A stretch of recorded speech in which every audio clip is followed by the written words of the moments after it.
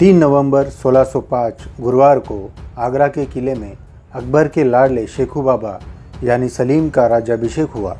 राज तिलक के लिए उतावला सलीम इतना बेसब्रा बना कि किसी और के द्वारा राजमुकुट पहनाए जाने का इंतज़ार किए बगैर उसने खुद ही राजमुकुट उठाया और खुद ही अपने सिर पर रख दिया।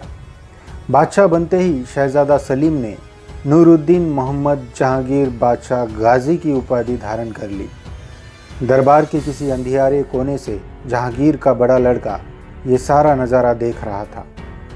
अपने दादा की अंतिम इच्छा को याद करते ही उसकी आंखों में आंसू आ गए। उसका दादा चाहता था कि उसका उत्तराधिकारी यानी हिंदुस्तान का अगला बादशाह जहांगीर नहीं बल्कि जहांगीर का लड़का मिर्ज़ा खुसरो बने, यानी वो खुद। लेकिन शायद किस्मत को कुछ और ही मंजूर था।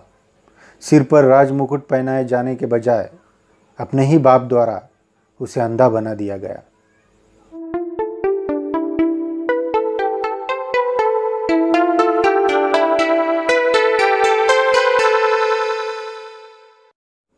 दरबार 2 गुटों में बटा हुआ था। एक गुट जहांगीर का समर्थक था, वहीं दूसरा शहजादा खुसरो का। जहांगीर को इस बात की भनक बहुत पहले ही लग चुकी थी, लेकिन अकबर के जिंदा रहते वो खुसरो को कुछ भी नहीं कर सकता था। जहांगीर के गद्दी पर आसनस्थ होने के महज 5 महीने के बाद ही खुसरो ने विद्रोह कर दिया। अपने मामा आमेर के राजा और अकबर के नवरत्नों में से एक राजा मानसिंह का समर्थन पाकर खुसरो सेना संगठन में जुट गया। जहांगीर भी तटस्थ रहा। मौके की नज़ाकत देखकर मानसिंह ने मध्यस्थता की। तब तो जहांगीर मान गया, लेकिन जैसे ही मानसिंह बंगाल चला गया, जहांगीर ने खुसरो को नज़र कैद कर लिया। लेकिन 6 अप्रैल 1606 की शाम को अकबर की कब्र देखने का बहाना बनाकर 350 साथियों के साथ खुसरो महल से भाग गया। रास्ते में उसके कई साथी उसे आकर मिले, जिनसे अब खुसरो के सैनिकों की संख्या 12,000 के पार पहुंची। रास्ते में तरन तारण नामक स्थान पर खुसरो ने सिखों के 5वें गुरु अर्जुन सिंह जी का आशीर्वाद लिया। अर्जुन सिंह जी ने न सिर्फ आशीर्वाद दिया बल्कि कुछ धन देकर उनको प्रोत्साहित भी किया।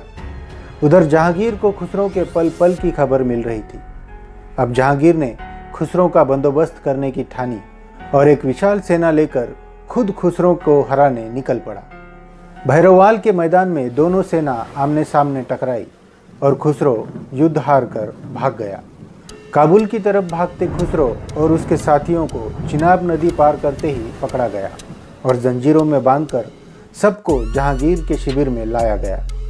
लिखने वाले लिखते हैं कि यह नज़ारा देखने लायक था। मई 1607 का वो दिन था।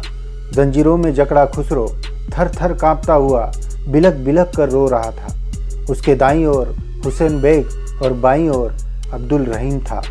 दरबार का ये नज़ारा देखकर सारे दरबारियों का दिल पसीज उठा, सिवाय एक के, बादशाह जहांगीर के। जहांगीर चाहता था कि अपने बेटे खुसरो को सीधी सज़ा देने के बजाय पहले औरों को सज़ा देकर ये दिखाया जाए कि दिल्ली का बादशाह अपने विद्रोहियों के साथ क्या सलूक करता है। जहांगीर ने हुसैन बेग और अब्दुल रहीम को बैल और गधे की चमड़ी में सिलवा दिया और उन्हें गधे पर बिठाकर उनका मुंह गधे की पूंछ की तरफ किया गया और पूरे लाहौर में घुमाया गया।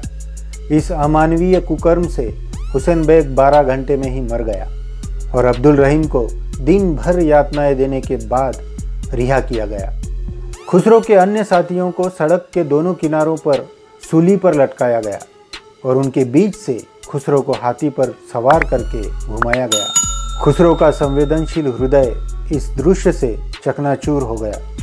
इस घटना के कई दिनों बाद तक खुसरो खून के आंसू रोता रहा, लेकिन अभी उसे और भी बीभत्स कृत्य देखना बाकी था।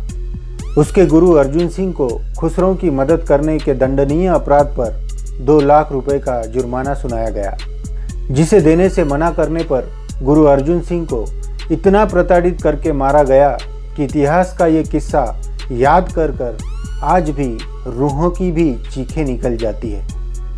अब खुसरो की बारी थी। पहले तो खुसरो को कैदी बनाया गया, लेकिन फिर विद्रोह होने की शंका से जहांगीर ने उसको अंधा बना दिया। लेकिन कहते हैं कि जहांगीर को इस बात का बहुत मलाल हुआ और उसने खुसरो की आंखें ठीक करने के लिए दूर दूर से वैद्य बुलाए, जिसका नतीजा ये हुआ कि खुसरो की आंखों में थोड़ा सुधार हुआ, लेकिन उसकी आंखें पूर्ण रूप से कभी भी ठीक नहीं हो पाई। इसी हालत में कैद रहते हुए 1620 में उसे शहजादा खुर्रम के हाथों सौंपा गया। शहजादा खुर्रम, जो आगे चलकर मुग़ल बादशाह शाहजहां बनने वाला था, खुसरो को कतई पसंद नहीं करता था और 2 साल बाद मार्च 1622 को शहजादा खुसरो को शहजादा खुर्रम ने ख़त्म कर दिया।